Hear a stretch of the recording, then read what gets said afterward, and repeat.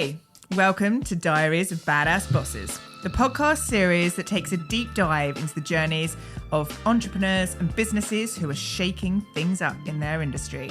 I'm Penny. And I'm Tigz. And in this series, we'll explore the stories of people who have defied the odds, taken risks, and forged their own paths to success.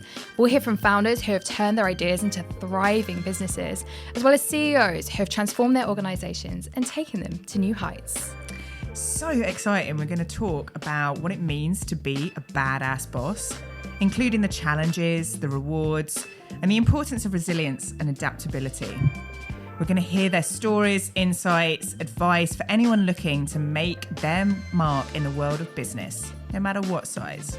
Want a weekly dose of badass boss energy? Join us every Wednesday on all major podcasting platforms. See you there. Hello and welcome to another episode of Diaries of Badass Bosses. I am so excited today for two reasons. One, we have an excellent guest coming up later, which we'll get to in a minute. But also, you and I have got some pretty exciting news to share, haven't we? We might do. We might. Do you want to go first? Oh, I'm going to let you on this one, definitely. Oh, well, so we found out very recently that we've both been nominated for a Digital Women Award. So I'm up for Creator of the Year. And this one over here, do you want to say it? It's up and coming, isn't it? Up and coming. I mean, Connor, you should be so proud of me right now. I am very proud. I do actually have applause sound effects on here. Would you like me to press them? Definitely. Yeah, I think it's absolutely. worthy. This is how cheesy we're getting now. You can't hear it, but the audience can. All the sound effects.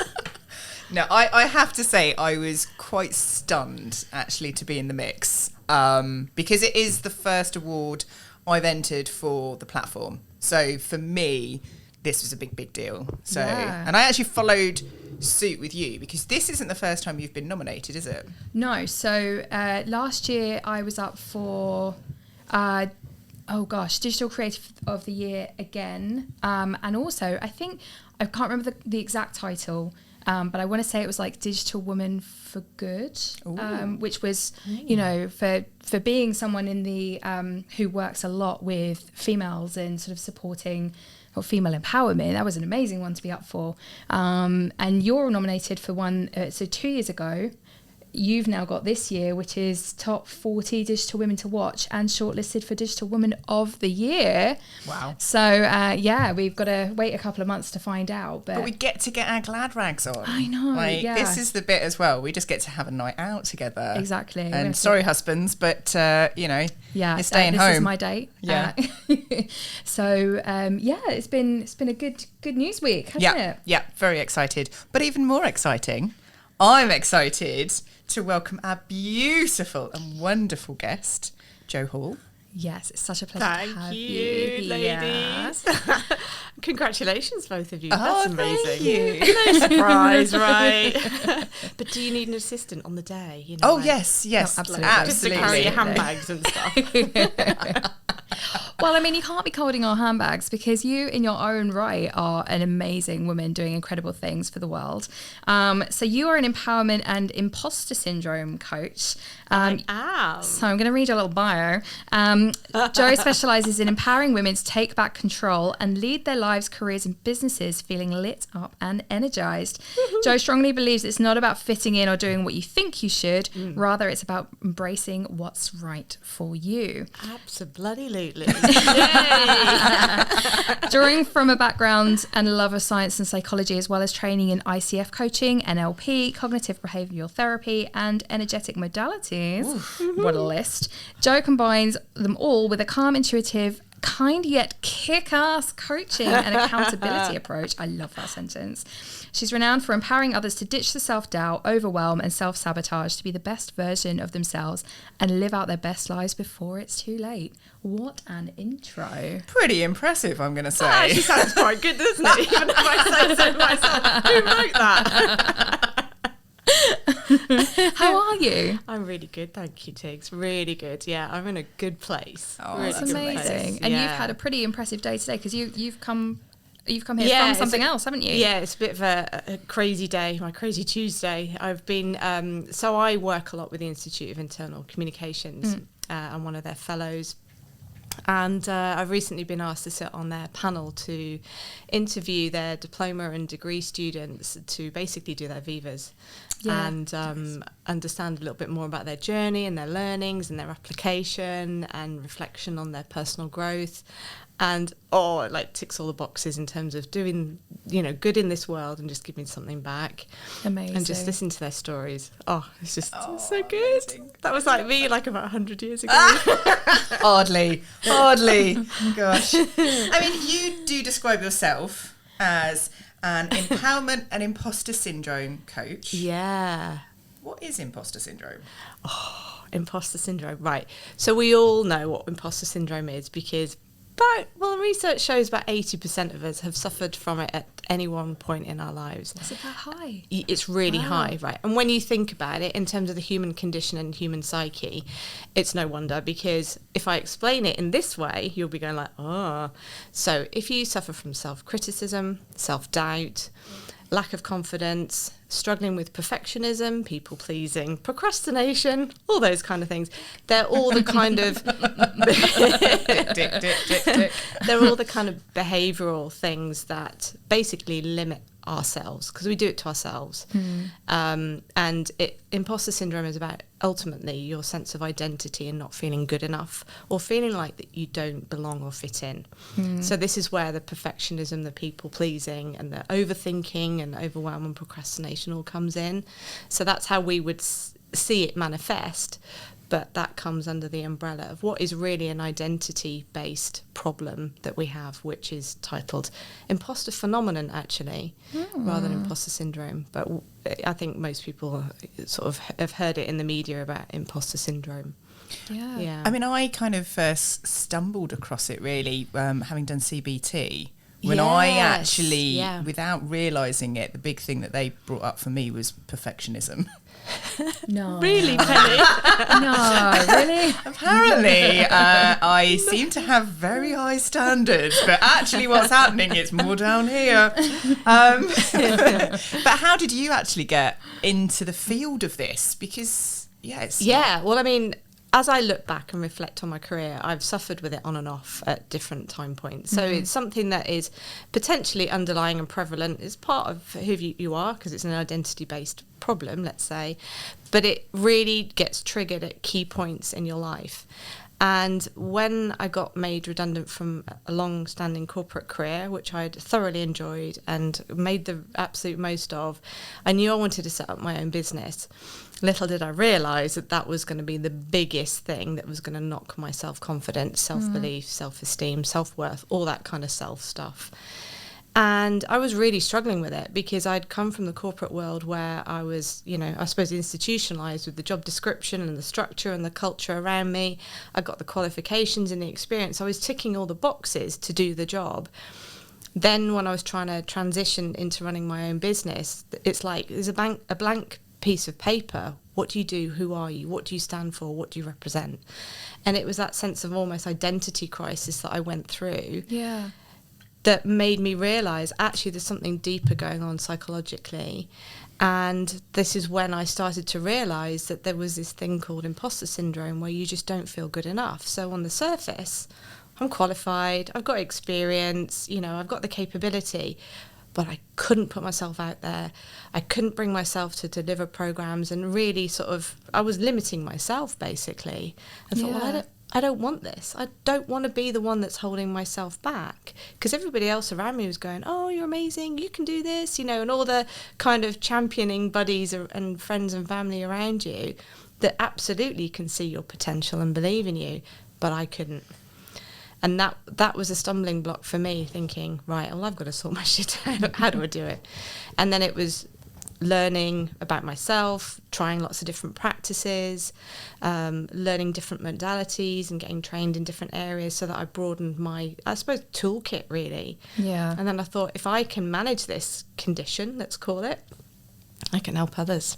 And that was it. That was the catalyst, going, hang on a minute, I know it's part of who I am, but I can recognise the signs and I can deal with it, and I've got an amazing toolkit that freaking works.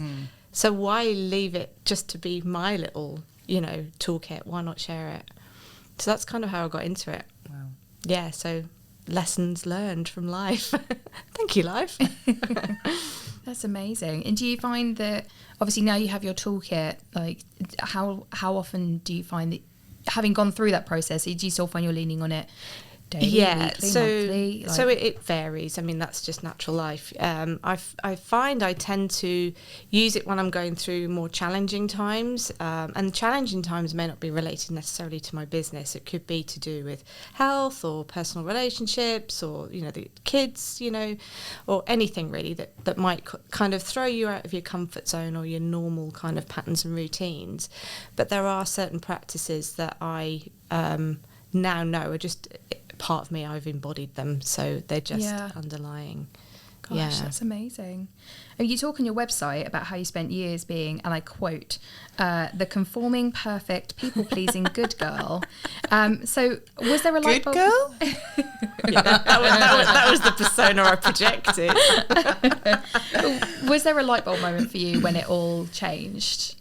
Yes, actually. And it was actually after I had got my master's degree. So I got it with straight distinctions.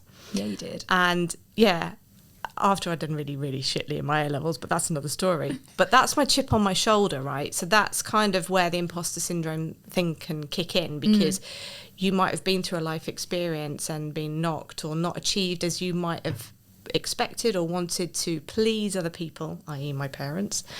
So I was constantly striving to do more, be more, achieve more. So I was constantly trying to climb the corporate ladder, get more and more qualifications. But then when I got my master's and I got it with straight distinctions, like anyone would go, well, that makes you pretty smart, Jo. And I'm like, no, I don't feel it. So all this external stuff was starting to make me realise that actually it wasn't enough. So if you keep going for all the external things, the car, the house, the status, the salary, whatever it may be, actually, if you're still feeling crappy inside and you're still limiting your own potential, there's something else you've got to work on, which is the inner self. Yeah. So that's where I came back round to actually realising that it was that sense of self that I had to really focus on. So it was actually thinking that getting my master's would be the absolute pinnacle of my career and going, yeah, I know my shit. It made me crash and burn, because I actually felt really disappointed that it hadn't ticked the box of, oh, I've made it. Yeah.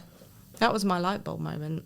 Gosh, that must have been, I can imagine. And then I was really disappointed. Like, I did all that hard work to feel shit. And how did that, when that light bulb hit, how did you get from there to here? Like, what was the next step in that? Oh, I mean, okay, it's a me thing. Yeah, I mean, I realised at that point that I had to work on my sense of self and self-validation, really, because nothing external, be it feedback or qualifications or whatever I was turning to, was never going to work anymore. And that was the turning point for me to start to really focus on, what do I want in my life? Who am I? What do I stand for? And really build up my own self-confidence from within. So it wasn't a facade, which goes to the perfectionism, my hair always looks perfect. It's a standing joke, and you always look immaculately presented. Yes, that's external, or what's going on inside. Yeah. So that started to be the journey that I now reflect back on, me becoming Jo as you see today. I mean, like, I've been Jo's been forming since I was born, right? But that was. But there's different iterations of totally. Jo, and it's how you transition between them. And I often talk about, especially on my self-development journey, like peeling off onion layers of me. I use that analogy all the time with my coaching clients, because it absolutely is that. And I think it's knowing that that's okay, that you're going to reveal another area that you can work on, that you might learn a little bit more about yourself. It's an ever-evolving journey of self-development. So even up to the day that I die, and hopefully that's a long way away, let's hope so, that there's still going to be elements that I could potentially work on. I might run out of energy and motivation to do so, but that's another matter. But it is an onion that we are. Yeah, I love that analogy. And you ask your clients to be quite open with spiritual practices as well, don't you? Because you use oracle cards, meditation. I should have brought some with astrology. us. I did think about that this morning, actually, pulling an oracle card. Next time. Next time. So can you tell us more about how sort of like the spirituality and spiritual practices show up in your work as well? Yeah. I mean, this is an interesting one because I was always anti-religion as a child. So, and my parents were really liberal. I mean, they've got, well, my mum in particular is more affiliated to religious practices as we would know them, but I was like proper anti. Don't believe in God, don't believe in all that stuff. It's, just weird, can't prove it. I'm a scientist as a background. I want facts, I want evidence, I want the research. That's what I love. But as I transitioned into building up my own business, I knew that there were greater forces at play. I would be following formulas, best practices, tried and trusted techniques, and it wasn't working. So then it was a case of, well, if all these best practices aren't working, then, and I've been taught by different business coaches or been on different programs, and I've been taught in the classic sense, what else is there? And that's when I really started to delve into more spiritual self-help books and realize that whether you call it God, source, the universe, there is something greater at play. I mean, you just have to look at the stars at night and go, hang on a minute, there's a bigger world and universe out there. What the hell is going on? And that kind of started to blow my mind. And I started to get into practices like journaling, using oracle cards and tarot cards for guidance.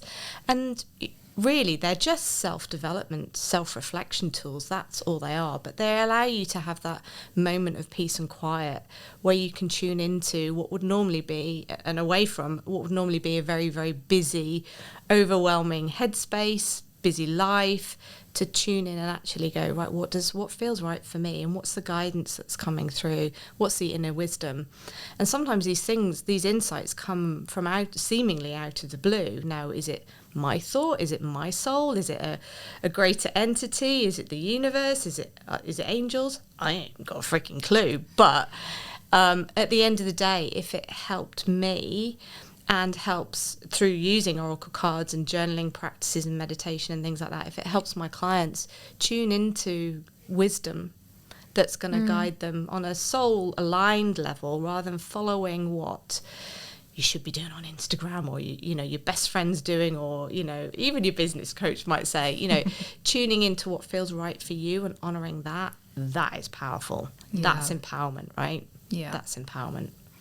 I mean, talk me through a day in the life of Jo Hall, because obviously I appreciate, and we say this all the time, no day's ever the same, and we absolutely appreciate that. But just talk us through what a busy day for you looks like. Oh my gosh. So my days are so varied, and that's what I love about running my own business. They're just varied. Where do you want me to start? From getting out of bed? Go for it. Well, my hair's a mess when I first get out of bed. That will be classic to capture on camera and very scary. That's the problem with short hair, right? No, joking aside. So actually, my spiritual practices start in the shower. So I tend to use the analogy of cleansing in the shower to be giving myself a few moments just to ground into the day, set an intention for the day, to really release any energetic bonds to anyone or anything that doesn't serve me, let go of things that don't serve me, and just have almost like a spiritual cleanse as well as a physical cleanse, let's call it. And then I tend to, I don't usually eat breakfast, have a cup of tea. I'll have a cup of tea or a herbal tea, and then go and sit at my desk, which the kids always say whenever they come into my study, they always talk about the vibe that's in my room. I mean, I've got loads of crystals and all good stuff in there, plants, and it's lovely environment. So that's a really lovely place for me just to naturally gravitate towards. And then I'll just plan out my day. Usually at the beginning of the week I'll have planned out my week and look to see what I've got coming up, what I can deprioritize. Like today's been so busy, it's a case of I wasn't going to do any what I would class classic work. So it's how can I manage my day? What support do I need? Looking at that point at the beginning of the week to ask for support and help, which a lot of us don't, especially women. which is great that I've got support mechanisms in place to do that. And then it might be some client work. So I do corporate client work, communication consultancy for different corporate clients, or it might be planning out some business development stuff, or maybe something from my coaching program. I might have found a new tool that I want to then hone in and create a sort of Joe version that I want to upload onto my platform for clients to use. So it can be a mix of consultancy and coaching, or it can just be consulting, or I sometimes do training as well. So it's just varied. There isn't a regular day, but I do try and honour time for myself at the end of the day, which is going to the gym. Yes, she does. So, which is great because classes are set at a specific time. Yeah. So, and you can't cancel them. Well, you can cancel them up to 2 hours before, but 2 hours before I'm like, yeah, I'm there. It's the half hour before the gym time comes. I'm like, what is that last shit. hour, I'm like, isn't it? I can't be asked. But I'm signed up now. I'm going to go. Yeah. I'm definitely more of a morning gym person. Like, that's when I've got the energy to do it. But if I book a class, I'd have to wake up at like 5 a.m. in the morning to cancel it. And I know I'm not going to be up at that time. So No. It absolutely forces me to go. Well, Joe and I are a big fan of body pumps, so we yes, do that it's together. my favourite. I love it. I love it. Recently got into it, and I'm just in love with it. So just great. It just shocked me because, yeah, it's been 5 years of not doing anything, having 2 kids. But no, I'm glad that I've got into it. So It's great, isn't it? great. It's So good. Good time for yourself. Good vibes. So you do actually kind of specialise somewhat in the communication industry as well. Yeah. So tell me about what the challenges are for that particular industry, but also in your own coaching industry as well. Yeah, okay. So the challenges in particular for any comms professionals, which tend to be most of my client base, it's a beautiful industry that attracts really good people. And I mean that like heartful good people. The problem with that is they tend to, I mean, I should do some research on this actually, because there isn't any specific comms industry research around imposter syndrome specifically.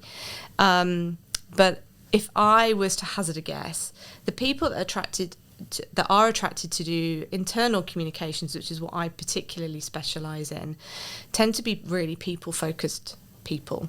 So in that very nature, they're much more humanistic, much more empathetic.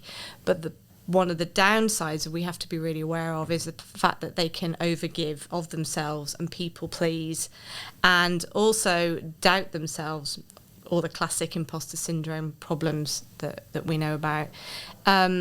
So one of the challenges are really getting those great people to realise their own potential.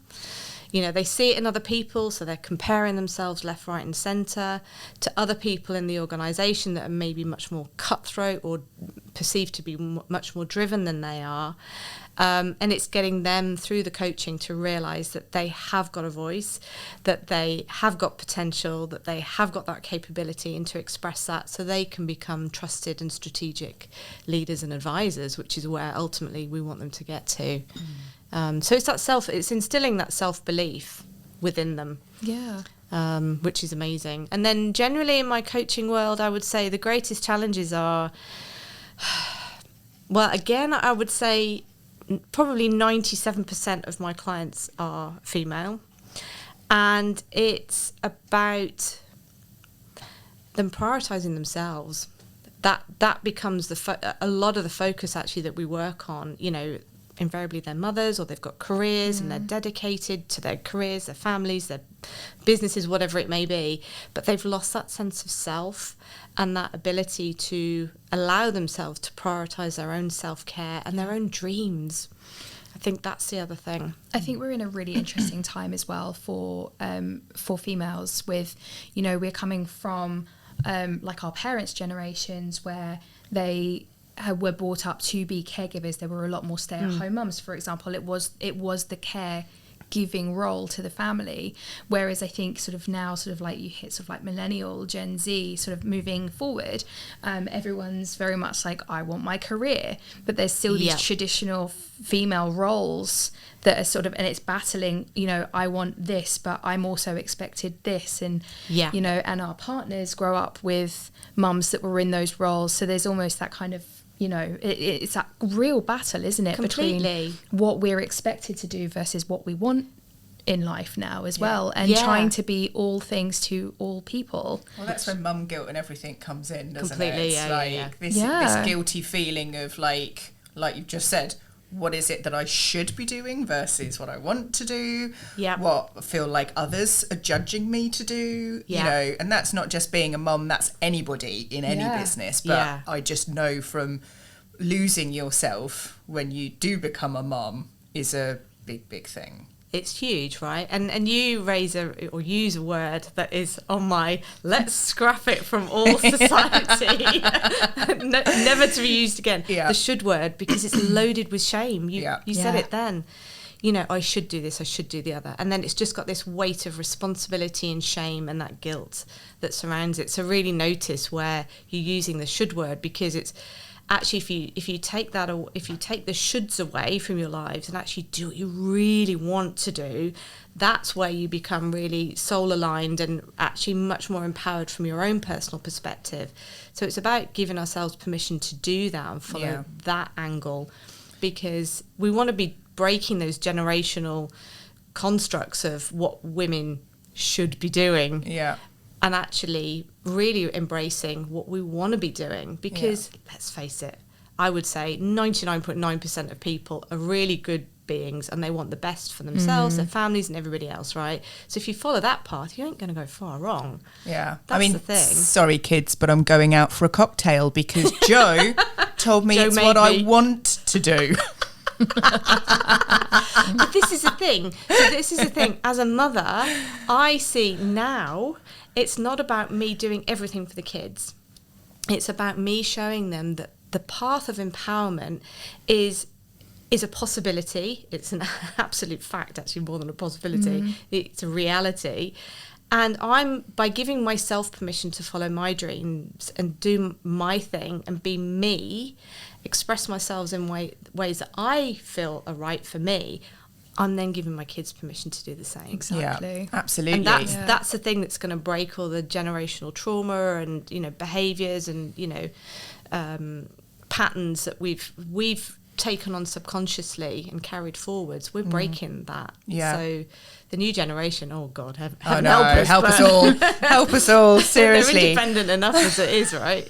But I mean, like that, I mean, another thing, being a coach as well, and I know this, and I know Tigz certainly knows this, because from a personal point of view with your business, you have to set boundaries. So what would you advise us? Like what boundaries have you had to set yourself within the role that you do to ensure you're happy with what you do? Oh, great question. It's, I think, one of the first things that I now learn and have learned and now apply is tuning into what's right for me. So I'm really quick to get excited about lots of different things. So, for example, somebody that I collaborate with who's amazing invited me to a conference over in Lisbon. I'm like, oh, yay, great. Right, let's go. On reflection and tuning into what is right for me, that's not the right conference. That's for me. It's not the way I'm taking the business. It's not the best way to spend my time. Actually, when I tuned into it, what I was getting excited about was actually spending time with Lisa. It doesn't really matter whether we go to a conference or somewhere else. It's actually time with her.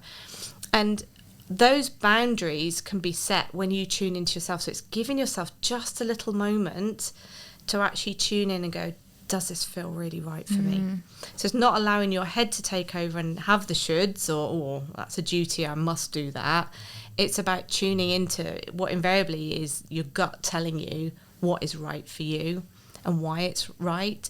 So that helps you set boundaries, I think, on a very personally aligned level. The other thing is that I look at my day as well, and knowing kind of when my kids are coming and going. So I try and then kind of organise my day so that actually then when my son comes home from school, he tends to want to really chat about anything. I want to be there for him as his mum.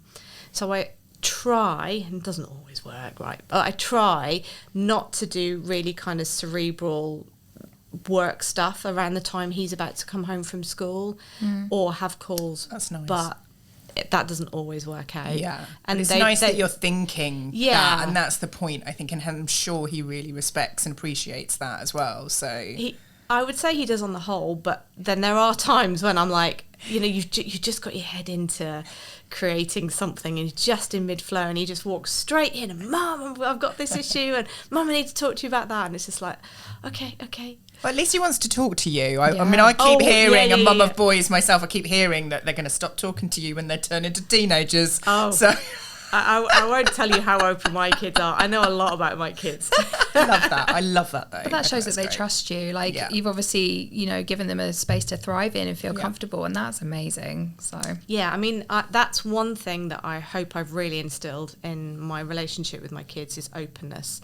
I never really had that so much with my parents. My parents were definitely front runners, you know, for their generation, but there's still that kind of hierarchy. You're our daughter, so you don't know as much as we do.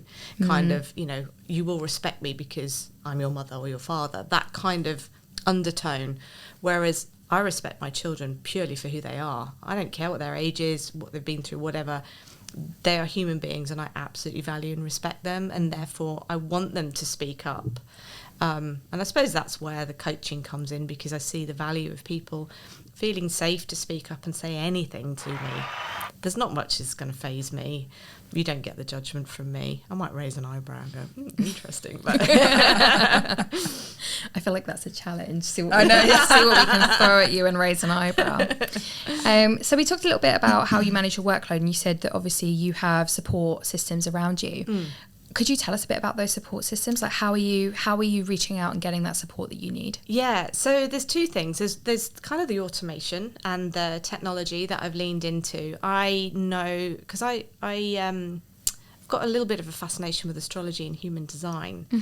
So that's helped me understand myself a lot more deeply, and also my business and how to align it. And I know that I like flexibility, but I do like structure. So I thrive when there's structure and there's a system in place, which is why I have a platform for my coaching program. So all the kind of thought and tools and the whole process and journey that I take my coaching clients on is mapped out with flexibility enabled. But that's technology helping me, you know, using scheduling tools so that you can batch create content and stuff when I get into a much more consistent route with that. But, you know, so it's utilising technology because I know that personally speaking, I need that structure to calm me down. And then there's the human side of things, you know, asking my children to help me, you know, reaching out to friends and family for support, and not being afraid to do that, you know, whether it is just a conversation or whether it's physically to say, right, I need, you know, that's, you know, what I've been planning in my roadmap with Penny is, you know, thinking about the actual human support that are going to be people that have got the capability and the capacity to do the activities I don't really want to do or I'm not best placed to do. And it's okay to not have to do it all yourself. Yeah, you definitely don't have to do all the things. No, not at all. Yeah. So, yeah. What do you love most about your job? The coaching. It's when you see, so I do all my coaching remotely, so utilise Zoom. And it's just seeing people's faces where they have that light bulb moment and they're just, and you've almost like been telepathically going, this is the insight, this is the learning, and then they see it for themselves and it's just like, oh my God. Oh, and you can just see their shoulders drop and their face light up and they go, oh, I get it. And it's just like, yeah, right, okay, right. Yeah. So it's all those little moments as they go on their journey with me to realise they can take the pressure off themselves, that they are good enough, that they can see their own potential, they can make their own decisions. You know, it's just all of that, and they get to see it and realise it for themselves, and it's just like, Happy days. Yes. I love that. I love that. Oh. How do you know if a coaching client is right for you? Like, do you have any red flags? Yeah. So I hope she's not listening. I'm sure she's not. So through trial and error, I have learnt to define my ideal coaching client, and it's somebody who wants to come to the table and partner with me. So I'm not there to fix anyone. I think I'm there to guide them. Yeah. And I've had people come to me that want me to do the work for them, and I'm like, how does that work? This is self-development, so in the very nature of it, you have to do it. Yeah. So there's that in terms of responsibility. There's the spiritual piece as well, because I once had a coaching client who it was a group coaching program, so it was a little bit more awkward as well. I said, I'm going to pull an oracle card and we can just do some self-reflection and journaling around this card. And she was a devout Christian. And I hadn't declared on my website nor in my terms and conditions that I use more spiritual practices sometimes, not all the time, but sometimes if it suits the client or the timing. And this did not sit well with her very, very strong Christian beliefs. So we just had a conversation, and basically she exited the program, and I just gave her money back because we just weren't going to work together. But I could have basically pre-identified that she wasn't going to be right, or we weren't going to be right together. So I have discovery calls, and free coaching calls that I set up with people just to see, are we going to click? Because the key thing, as you both know, in any client relationship, whether it's coaching, photography, business coaching, PR, whatever, you've got to click. Yeah. You've got to be aligned, and you can pick up so much from that 20-minute conversation. So that's why I have them. Especially when you're going, if you're asking someone to basically be in a vulnerable place with you, they've got to feel like they can be in that vulnerable space with you. Absolutely. So those coaching calls are at the beginning, they're so important for the person asking for them as well. Yes. Yeah, absolutely. Yeah, because I'm kind of checking that they're going to be the right people to work with me, but they're definitely, sussing me out. I mean, they're going to invest their time and their money in me, but equally I'm going to invest my tools and my techniques and my time and energy in them. So it's a partnership, actually. It's a two-way street completely. Totally. Yeah. I think I might already know the answer to this. I think I've already said it. When it comes to working for yourself, what is your non-negotiable career perk that you carve out for yourself? Like, what's something you build into your working week that is just... Well, it has to be the gym. Yeah. It has to be the gym. That was... okay, so I was going to say, I wish I'd found it sooner. Yeah. But actually, I'm a great believer in things come into your life when you're ready to receive them. And I wasn't in a place where I wanted to be at the gym at all a couple of years ago. And I had a bit of a meltdown one summer with my daughter and realised that actually I wanted to get fitter and stronger. I am ageing and I wanted to, be more toned, but definitely much more strong and have that sense of fitness. So signed up to the gym, and oh my gosh, but at that time that was really interesting because my income wasn't as good as it is now, and I was really worried about that investment because it's not cheap. Yeah. And every month having that sum of money going out, but that was me investing in myself for so many reasons. And the money just came. Yeah, I've always paid my gym membership. There's never, I don't even think about it now. It's just paid. Yeah. So that's my non-negotiable, but it's my non-negotiable with myself. Yeah. Yeah. That's the thing. That's why it works for me. And actually, £1 per hour is cheap as chips because I go a lot. Yeah. You get your money's worth. I get my money's worth. I mean, I definitely, for me, the turning point was when I first filmed the intro for this podcast with Connor and Tigz, and I looked at my double chin and went, that's got to go. That was it. So that's when I joined the gym. I was like, if I'm going to be filming this every week, then seriously, that I can't keep looking at that. So, but I used to pay. Tigz, what's the camera angle I should be adopting here? I didn't think about that. Lift the tongue to the top of the mouth.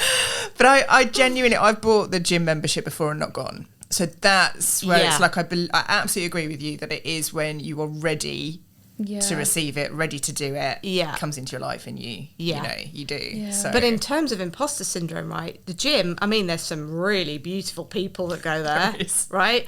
I mean, some of it is show.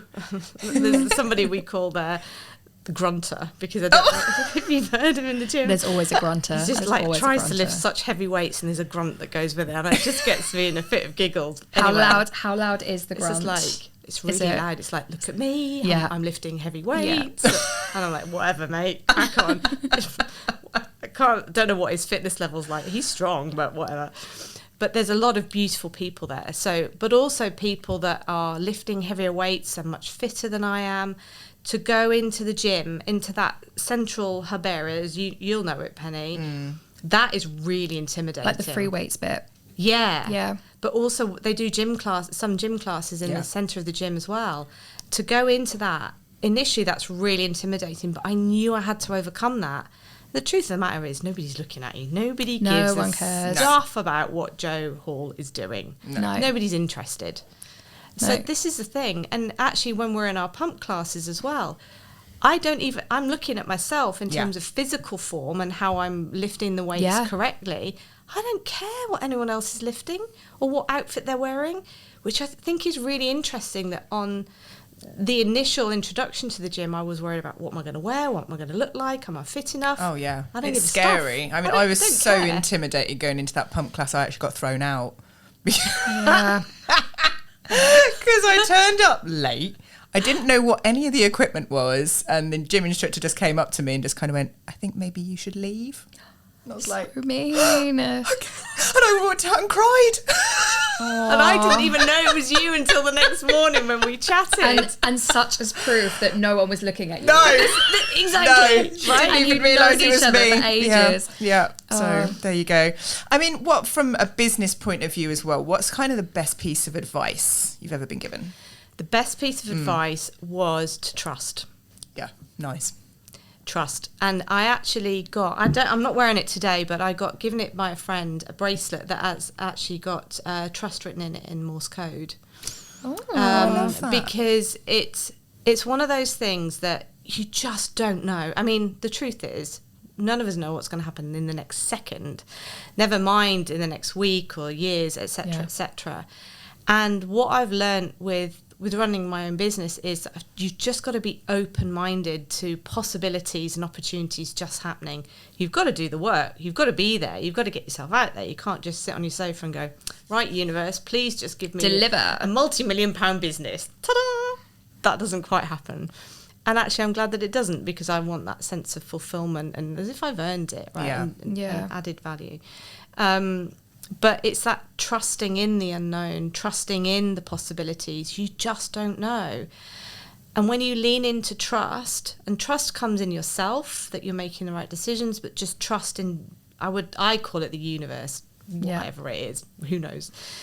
Trusting in life unfolding as it should do, and everything happening for a reason, even the bad stuff, the crappy stuff that comes, because it teaches you something that you're then going to go on become more confident, more capable, more resilient, whatever it may be. There's going to be a gift in that hardship.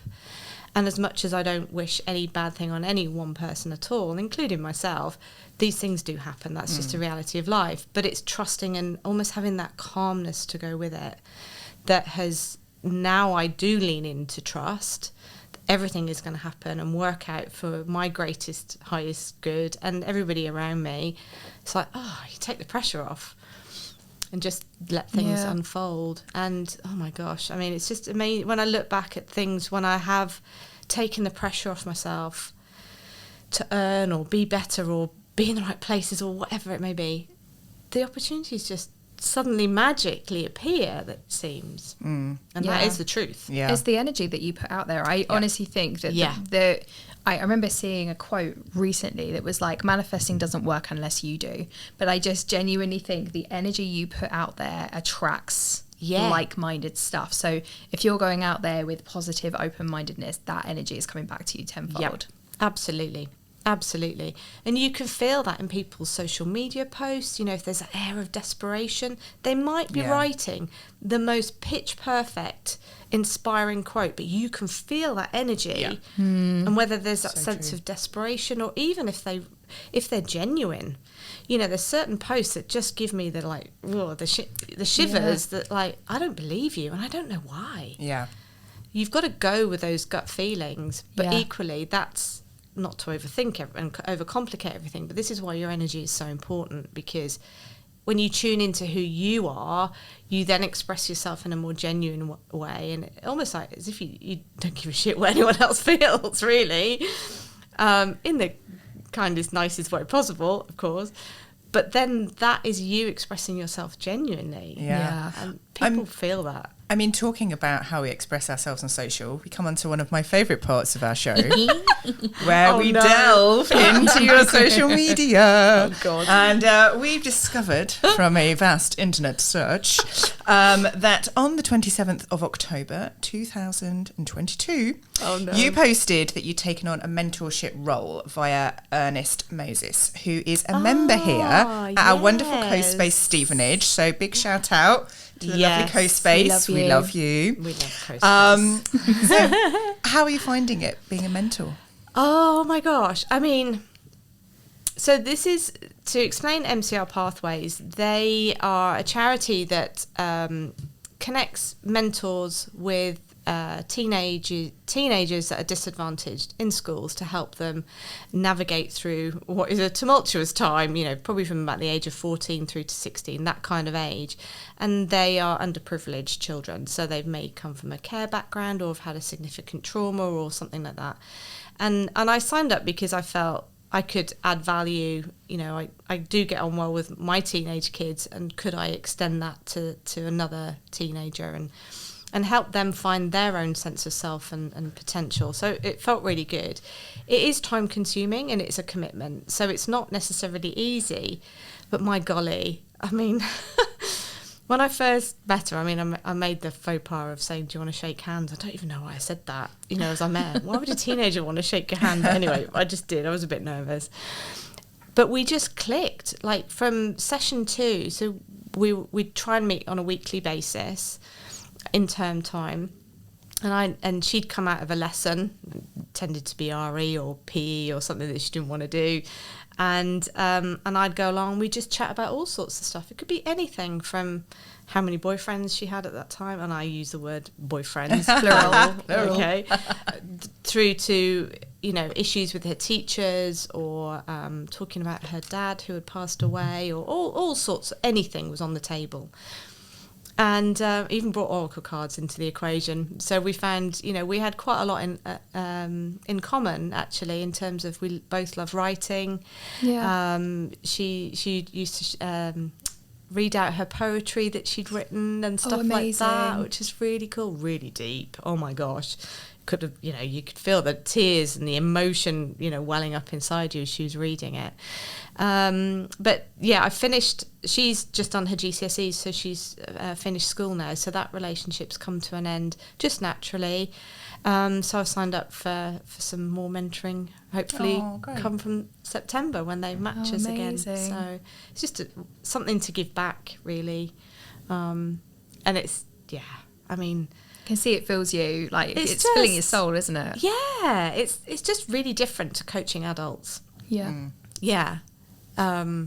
And the stuff that you learn in terms of what's the latest, gossip, celebrity gossip, makeup tips, keep you up to date with the slang music, words. slang words, stuff that I don't even. I'm like, can you just explain that to me? Are you having to go on Urban Dictionary quite a bit? Yeah, that is funny. To be fair, she explains it to me. Oh, I love that. Yeah, I'll say, I can't even think of a word that she's used recently, but yeah, some of the language is I don't understand what you're talking about. Can you? It's work that will keep you young, for sure. Oh yeah, down with the kids. Yeah. My favourite question. Oh, go on. What's your why? My why is so that other women don't go through the same as what I did. That's my why. Good. Short and simple. I love it. Yeah. That's it. They don't need to, and they don't need to do it alone. And I think I felt that I had to do it alone. And that's again the image thing that, you know, I've got everything sorted, under control, I've got my shit together, I can do this, I'm resilient, I'm strong. It's okay to lean on other people. Yeah. And actually, I think you become a better person when you tap into the support around you as well. Absolutely. And yeah, over swallowing your pride and just asking for help, it's like a no-brainer. Why wouldn't you do it? Oh, but it's so hard though. Like It's really hard. When I had my surgery, that was a big turning point for me because I lost the use of my wrist for months. And I remember like everyone around me going, it's okay to ask for help. I'm like, no, I'm a strong, independent woman. And then couldn't actually put my bra on by myself. I'm like, help me. And it made a massive difference, didn't it? Because I went from someone who was fiercely independent and would not accept help at all. Yeah. To, slowly but surely being able to like, you know, like, Penny. Yeah. I need you. Yeah. Do up my bra. Well, I remember one moment. It was just before Christmas, about 3 years ago now. I'm trying to think. And I was literally, I'd run out of redundancy money. I'd run out of business money. I mean, I got the bills to pay. I got, you know, Christmas to fund and everything like that. And I was in such a dark place. And I remember having a conversation with my partner at the time, and he was going, well, what are you going to do about it? And I'm thinking, I honestly don't know where to turn for support. And he said, well, if you were to go to any one of your best friends, who would you go to? So I thought, right, I'm going to speak to Steph. So I picked up the phone. And of course she said, yes, come round. Or like she was going to push me away. Of course not. Went round and she said, what do you want? What do you need from me? She said, do you want money? Do you want, what do you want? And I said, oh, no, I don't want your money. I want to do this on my own. I want to be, you know, successful in business. I don't want your money, but thank you. That's only going to be like a sticking plaster. It's not going to solve the problem. Anyway, she ended up putting me in contact with communication consultancy, or an agency rather, and literally within 4 weeks I'd got work. And it was just like, just because I'd had the courage to swallow my pride, go around and actually admit to one of my closest friends that I was in a really bad place, it just unravelled from there, and I've never looked back. And I'm like, why don't we ask for help more often? On the subject of money, if someone invested 50k into your business bank right now, what would you do with it? Into my business bank account? Oh, damn. I know. I could hear holiday was already in your head. I know, right? Yeah. Well, working retreat. Yeah, well, that'd be quite 50k.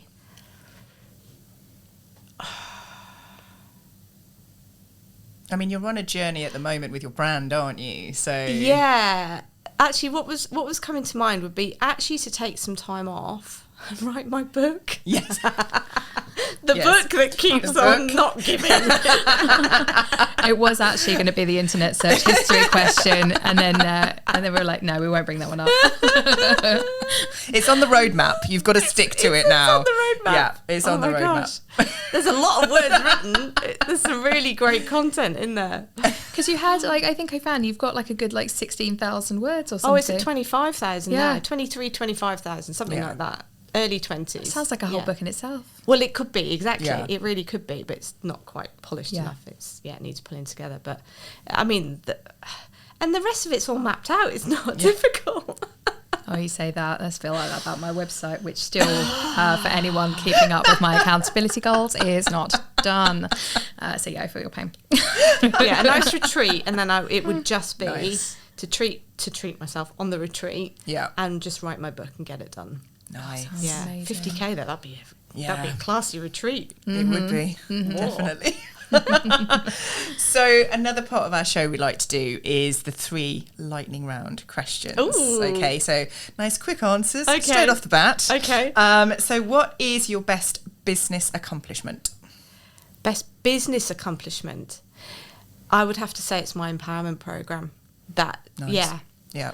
Mapping out the journey, getting it all set up online, knowing what I'm actually the journey I'm taking people through and why, to really get them to realise the solutions to their own pain points. Basically, it's, even if I do say so myself. Yeah, it's that's my biggest achievement. Yeah. And what's your best productivity hack? Oh, that's easy. Focus timer. Oh, So it's the Pomodoro technique. So when I want to get really focused, it's a bit of a challenge to myself to get shit done. So I set it for 25 minutes of work on and then a 5-minute break. And I make myself have a break. So a break does not equate to checking my emails. So a break is to go for a bio break, stand up, stretch, go and make a cup of tea, chat to my daughter, whatever. But that 5 minutes has to be away from my desk and away from the task and then come straight back. That is, and sometimes actually Isabella and I do it together. So she'll be in her room doing a uni assignment and I'll be in my office doing work, and we'll set the timer together. And oh, nice. yeah, that works. I like that. Focus timer. And what does the internet not tell us? One thing the internet does not know about you Yet. What does it not know about me?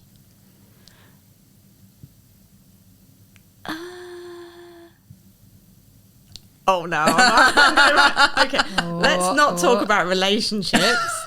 let's keep that one off the table. It probably does know this, but my lung collapsed at 30,000 feet on a flight to New York. Oh, I think no, I didn't find that in my research. Did you not? No. I think I might. There might. If you trawl back through LinkedIn, it maybe has it on there. I think. What happens? So I was on a business flight to New York. Yeah. Going to be running a meeting out there, leading a meeting actually, and I'd got taken down to the airport, Heathrow, but we got stuck in loads of traffic, M25 classic, and the only thing I can put it down to is that I was really stressed. So I was probably unfit running to the gate. And I mean, I got like fast track through Virgin and everything because I was flying business and what have you. Oh, the days of corporate travel. I only turn left when I go onto a plane. Having a bed on the plane, like a bed on the plane, like what? And we'd taken off. I got gin and tonic in hand. We'd taken off. And I just had this massive, like, heavy pressure in my lung. I could feel it. So I went to the loo, and the first thing I thought was, I think my lungs collapsed. And I'm thinking, how do I even know that? I'd be like, why would you even think that? I knew I wasn't having a heart attack. Don't ask me why I knew that either. So yeah, so what are you going to do? So I just had a bit more gin and tonic and tried to have a sleep and realised I couldn't breathe very well if I slept on one side versus the other. So that was kind of also indicating that there was something going on with my lung. I carried on with the meeting, ran it for the whole week. I was surrounded by medics who were saying, "Are you okay, Jo?" Because I was starting to look paler and was like more, lethargic as the week went on. They put it down to jet lag. I said I wasn't feeling very well, and I flew back. And I knew I shouldn't have flown back, but I knew I had to fly back because if it was a collapsed lung, they weren't going to let me board a flight for a very long time. So I'd have to go. I don't know how I was going to get home. Swim? Get on a boat? My goodness. So how long did you have a collapsed lung for? Over a week? So over a week. But then I went to the doctor. So I landed back on the Friday morning, went straight to the GP. She diagnosed me with a chest infection, gave me antibiotics, which, funnily enough, didn't work. Yeah, no. I went into work on the Monday morning and could not hold a conversation. I couldn't even breathe to speak. So went to Occy Health, and she did the lung capacity test and went, "You've got a serious issue. You've either got a pneumothorax or pulmonary embolism, which is even worse." So yeah, long story short. I ended up in hospital. They were trying to repair my lung for so long that because it'd been collapsed for so long, they tried reinflating it, doing all sorts of stuff and couldn't. So I ended up in surgery. So I've got staples in my lung and it's glued together. So it ain't going down ever again. Wow. So my lung is stapled and glued.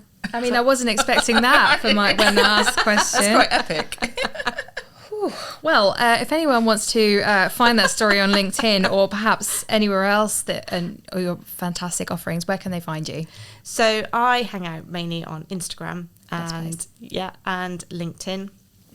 And of course, I've got my website. I'm sure they're going to be in the show notes as well. But yeah, find me. I don't even know what my handle. I'm going to change my handle anyways. She's going to have multiple handles at this rate. I know it.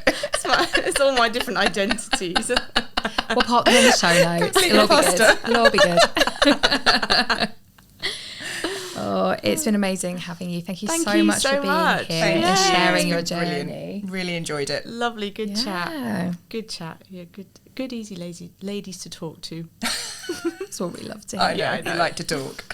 Yeah, we do like to chat, don't we? Oh, lovely. Well, thank you ever so much for your time. And can't wait to invite you back. Yeah, let's see what happens in the next couple of years when we all come back and go, where are we now? The book. Bloody book. Yeah. Out there, right? Accountability goal settled. There you go. Done. It's now recorded. It's on video. It's on audio. The downside of that is it probably won't work because the last podcast I recorded, I did talk about my book as well. And I did say that I was going to have it published by June. Yeah, but this is the difference, is that it's your business coach that has just heard you say that. Right, so okay. You definitely are accountable. She'll be sending you the reel from this afterwards, being like, just reminding you every Thursday. Every week. All right. Well, on that note, we'll be back next week with another episode. Thank you so much for joining us, and we will see you soon. See you soon.